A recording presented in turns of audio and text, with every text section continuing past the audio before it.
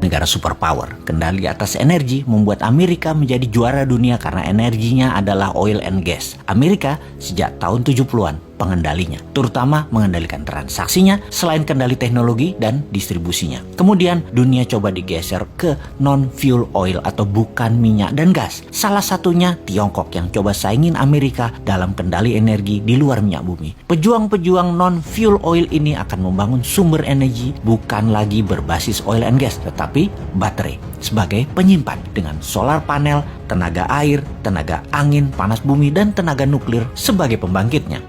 Sekali lagi, kita ingatkan kalau Indonesia mau jadi negara superpower, Indonesia harus punya sesuatu yang didominasi sebagai alat tekan. Sungguh, menjadi negara superpower wajib ada yang didominasi terutama kekuatan militer dan punya banyak alat penekan.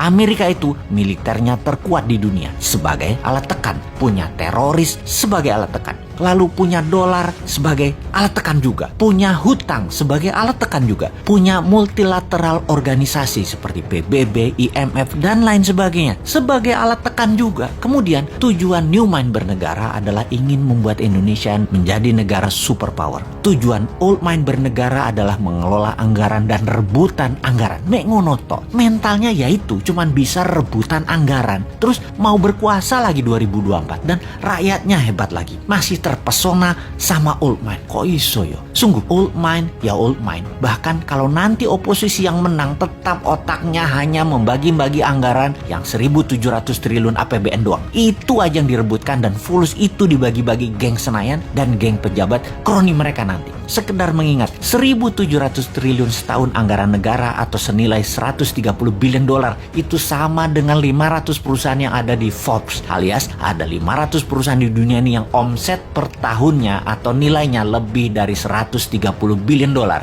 GE misalnya, omsetnya 250 billion dolar, lebih besar dari APBN Indonesia, dan untuk mengelolanya hanya perlu seorang CEO, bukan presiden. Bahkan tidak harus membelah dua negara, bukan harus membelah kampret, cebong, kadal gurun. Membelah dua bangsa Indonesia itu tidak saling tuduh antar ras, yang satu berbungkus agama, yang satu berbungkus materi jadi takut miskin. Alphabet misalnya, perusahaannya Google, nilainya kalau valuasinya saat ini adalah 600 billion dolar. Tesla itu 300 billion dolar. Apple 1.000 billion dolar atau 8 kali APBN Indonesia. Semuanya jauh di atas APBN Indonesia yang diperebutkan setiap 5 tahunan oleh para politisi yang niatnya katanya untuk rakyat padahal tidak. Makanya kalau Old Mind masih mau jadi pemimpin, paling pol yaitu eker-ekeran APBN. Beda kalau New Mind yang jadi, asli beda. Nggak rebutan APBN, pada rebutan punya proyek bisnis pribadi dan korporasi yang berjalan baik karena mereka nanti bisa dapat pinjaman 5 kali lipat dari nilai aset yang bunganya 0%. Jadi APBN yang dalam setahun nilainya 130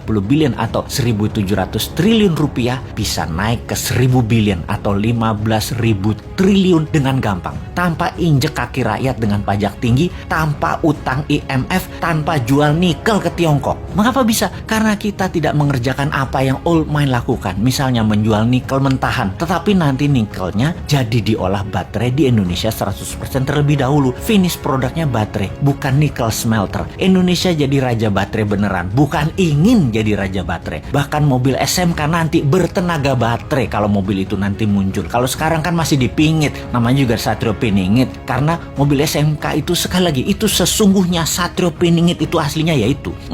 Tapi maaf nih ya, kita ada ketakutannya. Apa yang kita takutkan nih kaum New Mind? Yang New Mind takutkan dalam 3 tahun lagi cadangan nikelnya habis dihajar Tiongkok dan kita nggak ada sisa apa-apa. Jadi deh Tiongkok punya cadangan nikel processes untuk 20 tahun ke depan dan jadi raja baterai dunia.